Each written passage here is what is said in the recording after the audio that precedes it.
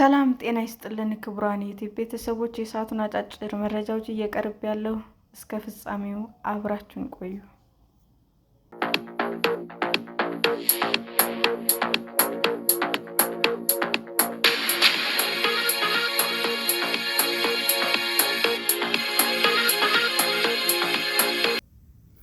ሩሲያ በየሳምንቱ የዩክሬን ወታደራዊ ሳተላይቶች ላይ ክትትል ታደርጋለች።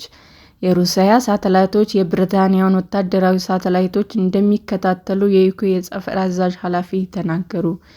ሜጀር ጄኔራል ፖል ቲድማን ከቢቢሲ ጋር በነበራቸው ቃለ ምልልስ ላይ ለመጀመሪያ ጊዜ ሞስኮ በዩክሬን ህዋ አሰሳ ላይ ያላትን ጣልቃ ገብነት ተናግረዋል።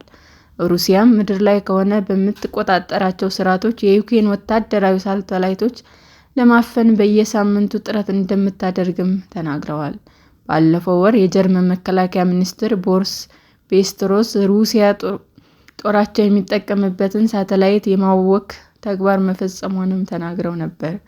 ጄኔራል ቲድማን ሩሲያ ተመሳሳይ ድርጊት በዩክሬን ሳተላይቶች ላይ መፈጸሟንም ተናግረዋል። የምንሰራውን ስራ ለማወቅ ፍላጎት አላቸው፣ እናም በጣም ቅርብ ተጠግተው ይበራሉ ሲሉም ተናግረዋል። እንቅስቃሴዎቻቸውን የሚከታተሉበት መሳሪያዎች አሏቸው፣ መረጃዎች ለመሰብሰብ ይሞክራሉ። ጄኔራል ቲድማን የዩክሬን ወታደራዊ ሳተላይቶች ከሩሲያ የሚመጣን እገዳ ለመመከት በበቂ የተደራጁ መሆናቸውንም ተናግረዋል። በተጨማሪ በተከታታይ ሳተላይቶቻችን በሩሲያ እገዳ ሲደርስባቸው እያየን ነው ብለዋል። ምን ያህል ጊዜ እገዳ እንደደረሰ ሲጠየቁ በየሳምንቱ ሲሉ መልሰዋል። ሩሲያ የሳተላይቶችን ግንኙነት ለማፈን የምታደርገው ጥረት ሆን ተብሎ የሚደረግ መሆኑን ገልጸው ይህ ተግባር ዩክሬን ላይ ወረራ ከፈጸመች ጊዜ አንስቶ መጨመሩንም ተናግረዋል። ብሪታንያ በህዋ ላይ ለግንኙነትና ለቅኝት የምትጠቀምባቸው በርካታ ሳተላይቶችም አሏት። አሜሪካ፣ ቻይና እና ሩሲያ እያንዳንዳቸው ከ100 ሳተላይቶች በላይ በህዋ ላይ አላቸው። ባለፉት 10 ዓመታት የሩሲያ እና ቻይና ሳተላይቶች በ70% በምህዋር ላይ የሚደረጉትን በረራዎችን ጨምረዋል። ጄኔራል ቲድማን ሩሲያ እና ቻይና ጸረ ሳተላይት የጦር መሳሪያዎችን መሞከራቸውንም ተናግረዋል። ዩክሬንና ዩኤስ ሩሲያ በህዋ ላይ የኒውክሌር ጦር መሳሪያ ለማስቀመጥ እየሰራች ነው በሚል ማስጠንቀቂያ ሰጥተዋል።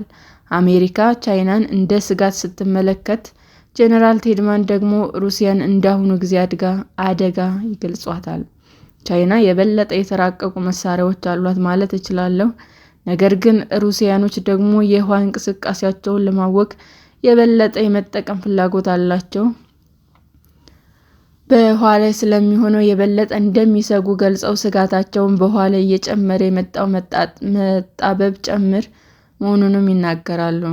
በህዋ ላይም 9,000 ሳተላይቶች ጨምሮ 45,000 ያህል አካላት አሉ። በዚህ ዓመት ብቻ 300 ሮኬቶች ወደ ህዋ ይወነጨፋሉ ተብሎ ይጠበቃል። ሰላም ጤና ይስጥልን ውድ የዩቲዩብ ቤተሰቦቼ፣ እንዴት ናችሁ? አዲስ ጀማሪ ነኝና ሰብስክራይብ ያደረጋችሁ አበረታቱኝ። አመሰግናለሁ። ክቡራን የዩቲዩብ አድማጮቻችን ለሰዓቱ ያቀረብኩላችሁ አጫጭር መረጃዎች ይህንን ይመስል ነበር። በሌላ መረጃ እስክንገናኝ ሼር፣ ላይክ፣ ሰብስክራይብ እንዲሁም ቢቀርብልን የምትሉት መረጃ ካለ ኮሜንት እያደረጋችሁ ቸር ቆዩን።